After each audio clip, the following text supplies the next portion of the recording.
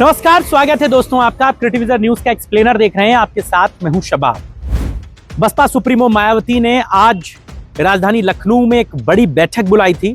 बैठक फिलहाल अभी खत्म हो गई है और तमाम जो पदाधिकारी हैं, जो जिम्मेदार हैं, वो पार्टी कार्यालय से निकलकर जा चुके हैं। हालांकि इस बैठक से मीडिया को थोड़ा दूर रखा गया था। बहुत ज्यादा इन्विटेशन इस मीडिया को नहीं दिया गया था इस बैठक से रिलेटेड, लेकिन जानकारियां जो मिली हैं उसके मुताबिक ये बैठक जो थी वो ऑल इंडिया लेवल की ये बैठक थी, जिसमें देश भर के तमाम पदाधिकारी आज लखनऊ पहुंचे थे।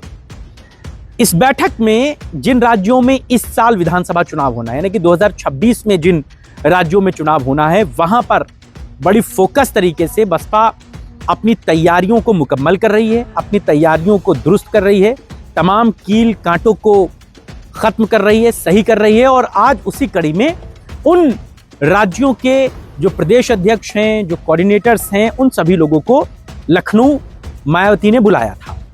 बैठक में जो एक दिशा निर्देश दिया गया है वो ये कि बसपा चूंकि ये बात खुले तौर पर कह चुकी है, साफ तौर से कह चुकी है कि वो किसी भी के साथ गठबंधन नहीं करेगी, किसी भी पार्टी के साथ, और अकेले चुनाव लड़ेगी। तो ऐसे में जिन राज्यों में 2026 का चुनाव होना है, वहां पर बसपा को बड़ी मजबूती के साथ तैयारी करनी है।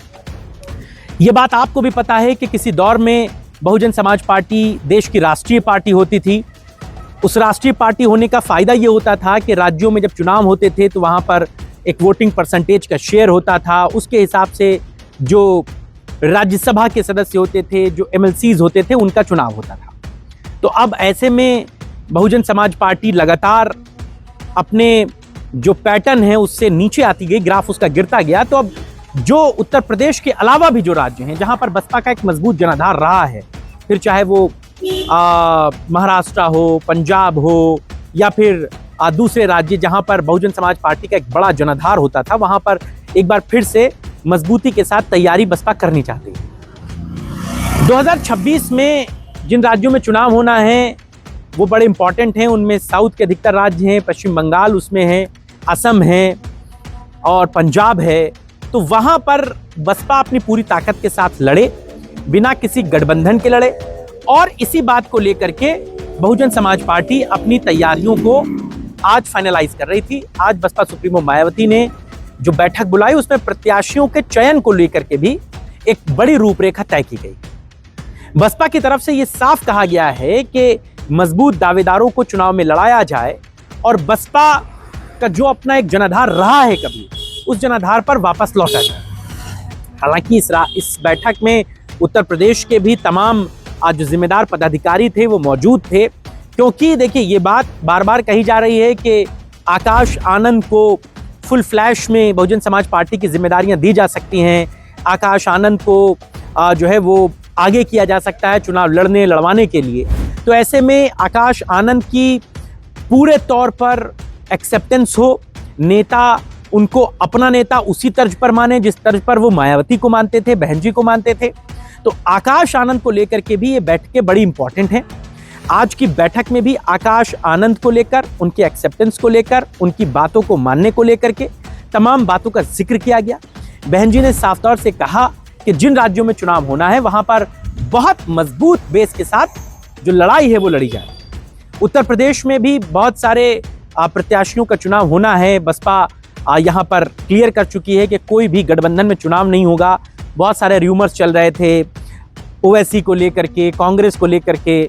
मायावती ने इन तमाम चीज़ों का खंडन किया और सारी चीज़ों को साफ तौर से मना कर दिया है। कांग्रेस के सांसद इमरान मसूद बार बार बहन जी के साथ गठबंधन की वकालत कर रहे थे। ओवैसी के टीम के तमाम लोग मायावती के साथ गठबंधन में 27 के चुनाव में जाने की बात कह रहे थे। मायावती ने ये बात साफ तौर से मना कर दी, बिल्कुल क्लियर कर दिया कि हम कोई भी गठबंधन नहीं जाएंगे। आप ये बात समझिए कि ओवैसी के साथ जाने में एक जो टैग है बहन जी के पार्टी पर और बहन जी पर, वो एक दूसरे तौर पर लग जाएगा। एग्जाम्पल के तौर पर अगर ओवैसी उत्तर प्रदेश में मायावती के साथ चुनाव लड़ेंगे किसी मुस्लिम बहुल सीट पर, तो वहां पर लोग फिर बहन जी को या मायावती को कम पहचानेंगे, बसपा को कम पहचानेंगे, फिर वो ओवैसी की तरफ मूव होंगे। फिर आने वाले समय में अगर गठबंधन नहीं चला तो फिर जो वोटिंग का शेयर है, जो वोटिंग का जो एक पैरामीटर है, वो फिर उनकी तरफ झुकाव ज्यादा दिखाएगा।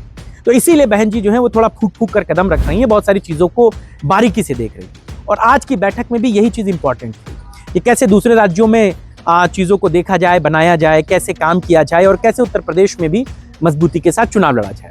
फिलहाल बैठक जो है वो खत्म हो गई है और बैठक जो थी वो बड़ी इंपॉर्टेंट थी। आप बसपा की इस बैठक पर क्या सोचते हैं, आपकी राय क्या है, बताइएगा।